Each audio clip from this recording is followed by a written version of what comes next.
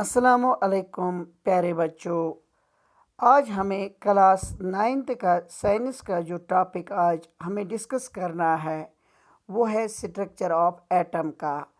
और उस structure of atom में जो हमें टॉपिक आज डिस्कस करना है वो है distribution of electrons in various shells. इसको हम इलेक्ट्रॉनिक कॉन्फ़िगरेशन भी कहते हैं।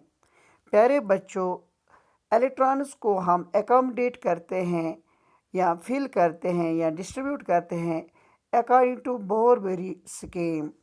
इसने एक फार्मूला दी थी बोर ने, वो फार्मूला 2n² है। n क्या होता है प्यारे बच्चों? Number of shells. चलो हम देखते हैं कि हम इलेक्ट्रॉन्स को कैसे एकोमोडेट करते हैं in a particular shell. For example यहाँ पे ये एक एटम हम लेंगे, ये उसका न्यूक्लियस है और ये पहला शेल है, इसको हम के शेल भी कहते हैं। और ये दूसरा शेल है, इसको हम एल शेल भी कहते हैं। और ये तीसरा शेल है, इसको हम एम शेल भी कहते हैं। के लिए एन का वैल्यू है 1 और के लिए एन का वैल्यू है प्यारे बच्चों 1। और यहाँ पे आप देख भी सकते हो ये। और एल के लिए है 2, एम के लिए है 3 और एन के लिए 4 and so on. For example हमें ये मालूम करना है कि maximum number of electrons that can be filled in के शेल वो कितने हैं, तो हमें फार्मूला लगानी है। यहाँ पे 2 है लेकिन एन प्यारे बच्चों एन है नंबर ऑफ शेल। के लिए एन का वैल्यू है 1, तो 1 का स्क्वायर, तो ये आएगा प्यारे बच्चों 2। जो हम maximum number of electrons accommodate कर सकते हैं के शेल में वो है 2। इसी तरह से अगर हम प्यारे बच्चों देखेंगे एल शेल में, यहाँ पे 2n फार्मूला दोबारा लेंगे, 2n²। n का वैल्यू के लिए एल के लिए है 2, तो 2 का स्क्वायर, 2 2 ज़ार 4, 4 2 ज़ार 8। तो मैक्सिमम इलेक्ट्रॉन जो हम एल में एकोमोडेट कर सकते हैं वो है 8। इसी तरह से प्यारे बच्चों एल एम के लिए और एन के लिए भी आप कर सकते हो। अब यहाँ पे एक एग्जांपल हम लेते हैं प्यारे बच्चों से। फॉर एग्जांपल हमने यहाँ पे लिया कैल्शियम।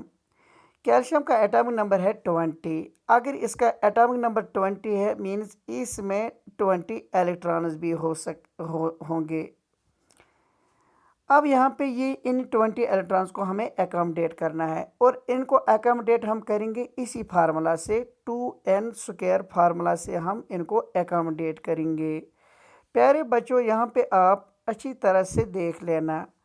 अगर के में हमने अभी देखा कि इसमें मैक्सिमम 2 इलेक्ट्रॉन जा सकते हैं, तो यहाँ पे भी हमने 2 ही डाले हैं।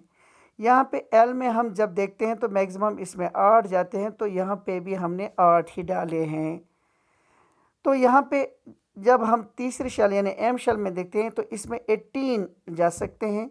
लेकिन यहाँ पे एक ख्याल रखना है प्यारे बच्चों, यहाँ पे जो ये शेल है ये इसमें हम बाकी 10 इलेक्ट्रॉन्स को एकोमोडेट नहीं कर सकते हैं, ये याद रखना है। क्योंकि अगर हमने के में 2 डाले, एल में 8 डाले, हो गए 10। अब हमारे पास और 10 बच गए। क्या हम एम में मैक्सिमम 18 जा सकते हैं, क्या हम 10 डाल सकते हैं? नहीं। आफ्टर मोस्ट शेल में मैक्सिमम 8 ही इलेक्ट्रॉन्स रहने चाहिए। आप 8 से ज़्यादा सबसे बाहर वाले शेल में नहीं भर सकते हो। तो उसके लिए फॉर दैट रीज़न हमने यहाँ पे, अगर यहाँ पे हमने 8 डाले तो ये बन गए 18, फिर भी हमारे पास 2 बचते हैं, तो हमने सबसे बाहर वाले शेल में ये 2 डाले। हम 10 नहीं डाल सकते हैं क्योंकि ये 8 से ज़्यादा होते हैं। हम 8 से ज़्यादा बाहर वाले शेल में नहीं डाल सकते हैं, ये आपको याद रखना है प्यारे बच्चों। इसी तरह से हम यहाँ पे और एक एग्जांपल भी डिस्कस कर सकते हैं। यह है यहाँ पे पोटेशियम। पोटेशियम का एटॉमिक नंबर है 19 और यहाँ पे 2, के में, एल में 8 और यहाँ पे भी एम में हम 9 नहीं भर सकते हैं, 8 ही भर सकते हैं हम बाहर वाले शेल में।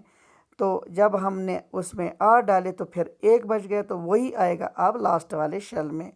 इसी तरह से आप हर एक एलिमेंट में इलेक्ट्रॉनिक कॉन्फ़िगरेशन, इलेक्ट्रॉन डिस्ट्रीब्यूशन कर सकते हो। उम्मीद है कि आपको ये समझ में आया होगा। शुक्रिया। कल हम नए टॉपिक के साथ आएंगे।